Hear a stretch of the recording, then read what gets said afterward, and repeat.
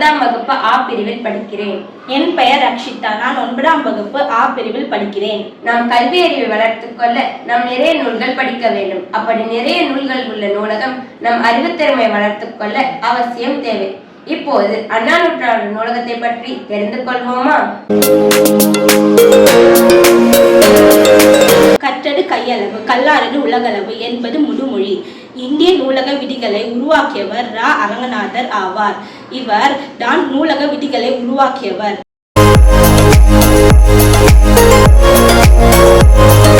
நிலை நூலகம், தனியார் நூலகம், பகுதி நேர நூலகம் என பல உள்ளன. அண்ணா நூற்றாண்டு நூலகம் சென்னையில் உள்ள கோட்டூர் புறத்தில் தான் உள்ளது.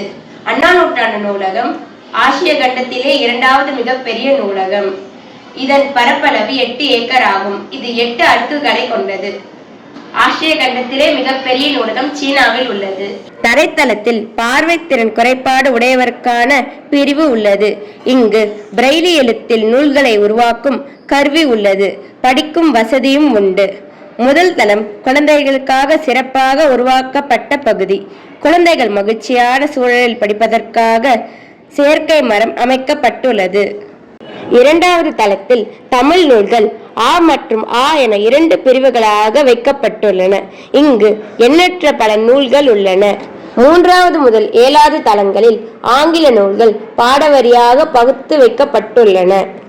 ஆங்கில நூல்கள் கணினி அறிவியல், தத்துவம், அரசியல் நூல்கள், சட்டம், வணிகவியல், கணிதம், அறிவியல், மருத்துவம், பொருளியல், வேளாண்மை, திரைப்படக்கலை, வரலாறு, சுற்றுலா பயண மேலாண்மை மற்றும் வாழ்க்கை வரலாறு தொடர்பான நூல்கள் உள்ளன. இங்கும் பழமையான ஓலைச்சுவடிகள் பாதுகாத்து வைக்கப்பட்டுள்ளன.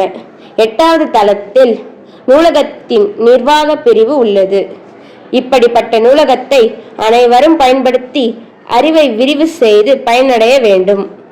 நன்றி.